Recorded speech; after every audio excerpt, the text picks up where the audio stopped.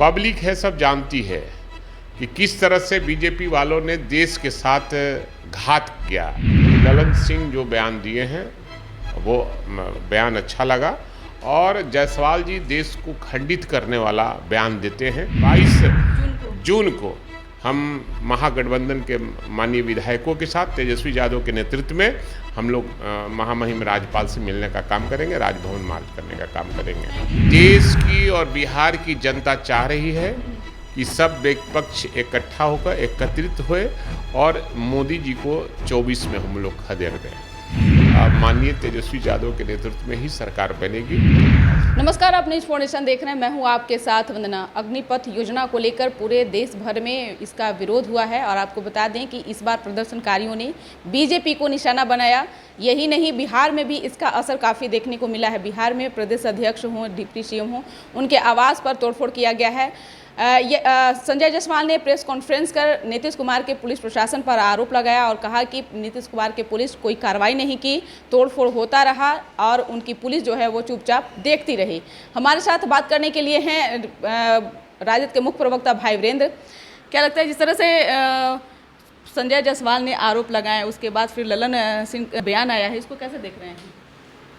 देखिए, ये जो अग्निपथ जो सेना में बहाली होने का जो योजना लाया गया है, सरकार इसको तत्काल वापस ले ले और जो घटनाएं घटी है, चाहे वो ट्रेन जलाया हो, बस जलाया हो, सरकारी संपत्ति और निजी संपत्तियों का जो नुकसान पहुंचाया गया है, कहीं न कहीं इसमें बीजेपी के लोगों का हाथ है।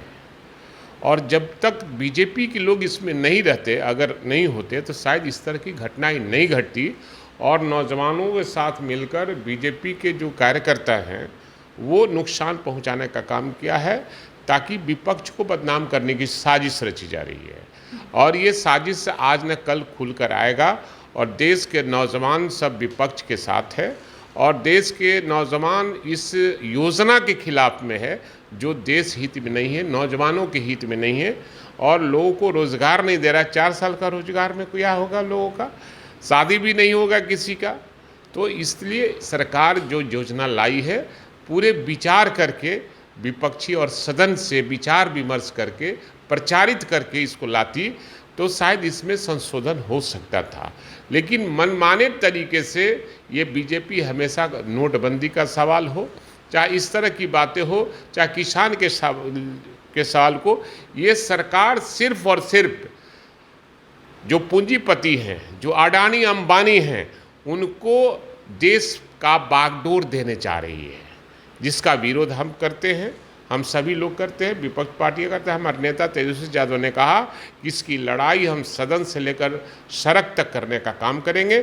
महागठबंधन का परसों 22 जून को हम महागठबंधन के माननीय विधायकों के साथ तेजस्वी यादव के नेतृत्व में हम लोग महामहिम राज्यपाल से मिलने का काम करेंगे, राजभवन मार्च करने का काम करेंगे।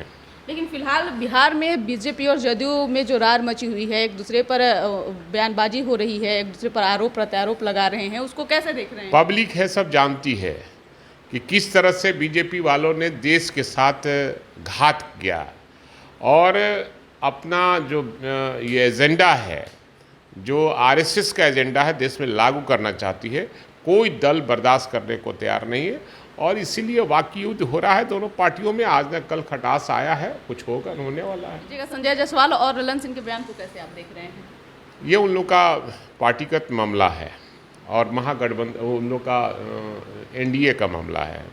लेकिन फिर भी मैं कहूँगा कि ललन सिंह जो बयान दिए हैं वो बयान अच्छा लगा और जायसवाल जी देश को खंडित करने वाला बयान देते हैं, जो अच्छी बात नहीं है और देश हित में उनका बयान ठीक नहीं है। ललन सिंह जो बयान दिए हैं उसका मैं सराहना करता हूँ। एक तरफ देखा जाए, जिस तरह से बीजेपी और जदयू दो गुट में बटी हुई दिख रही है, तो कहीं ना कहीं जो है एक तरफ जय कुमार जी जो जदयू के नेता हैं उन्होंने कह दिया कि आप बाहर का रास्ता देख लिए। तो बीजेपी का साफ तौर से कहना है कि बाहर का रास्ता आप देखिए, क्योंकि बीजेपी बड़ी पार्टी है और जो बीजेपी के संजय जायसवाल अगर कहते हैं उसको जदयू को मानना होगा। सवाल है कि ये उन लोग का निजी मामला है और निजी मामले पर हमें बोलना उचित नहीं है, लेकिन जो जय कुमार जी का बयान आया है, ये जदयू को पहले ही बयान देकर और अलग हो जाना चाहिए था। जिस तरह से जदयू को घुटन महसूस करना पड़ रहा है ये एनडीए में रहकर, और उनके नेता भी उब चुके हैं और केवल धर्म के नाम पर ये बीजेपी वाले राजनीति करना चाहते हैं और आरएसएस का जो एजेंडा है उसको लागू करना चाहते हैं।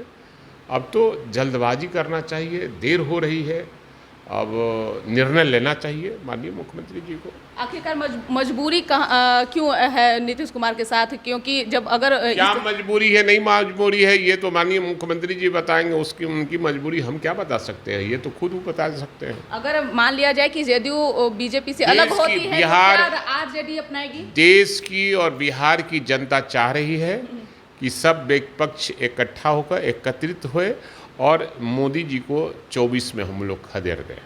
तो क्या लगता है कि अगर बीजेपी से जदयू अगर अलग होती है, अगर हो जाते हैं, तो क्या राजद अपनाएगी? देखिए, हमारे शीर्ष नेता और शीर्ष नेतृत्व का मामला है।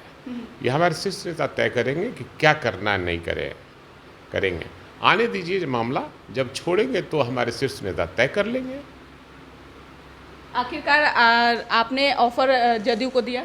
मैंने नहीं दिया। मैंने ये कहा कि जिस तरह से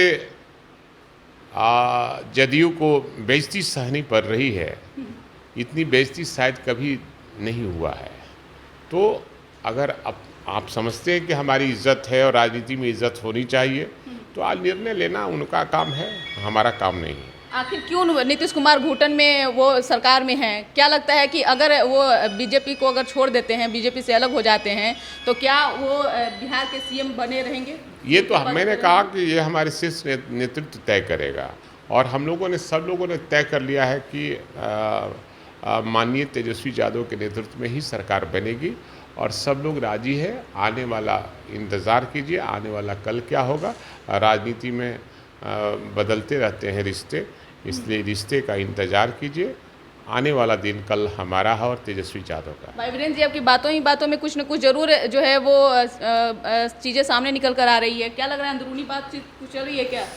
देखिए, ये मैंने कहा कि हमारे शीर्ष नेतृत्व इस पर बात करेंगे और क्या हो रही है, नहीं हो रही है। ये बाज़ार में भी तो सारी बातें हो रही है और लालू जी से बात हो रही है क्या? ये तो हम नहीं बता सकते हैं कि बात हो रही है, नहीं बात हो रही है। ये तो आप ही लोग के माध्यम से कुछ बातें हम लोग को मालूम होते रहती है कि बीजेपी में क्या हो रहा है, कांग्रेस में क्या हो रहा है, जदयू में क्या हो रहा है, वही हम लोग बात बोलते हैं। लेकिन कहीं ना कहीं खिचड़ी अंदरूनी पक रही है ना? अब खिचड़ी पक रही है नहीं पक रही ये जानकारी हमें नहीं है, लेकिन जो स्थितियां पैदा हो रही है बिहार में, उससे ऐसा लगता है कि ये जदयू अपने आप को घुटन महसूस कर रही है और उसको जल्द से जल्द निर्णय लेना चाहिए। तो सुन रहे थे कि क्या कुछ कह रहे थे राजद के मुख्य प्रवक्ता भाई वीरेंद्र, जिन्होंने साफ तौर से कह दिए हैं कि जिस तरह से नीतीश कुमार मजबूरी में सरकार में हैं, तो उनको सरकार से अलग हो जाना चाहिए। यानी कि जो बीजेपी के साथ अलायंस है, बीजेपी के साथ उनको जो रिश्ता है, जो नाता है, उनको दूर हो जाना चाहिए। और समय आने पर जो है ये कहीं ना कहीं भाई वीरेंद्र के बातों से ही साफ पता चल रहा है कि अंदरूनी खिचड़ी जरूर पक रही है और समय आने पर इसका भी खुलासा किया जाएगा। इस पर बस इतना ही। बने रहिए न्यूज़ नेशन के साथ। धन्यवाद।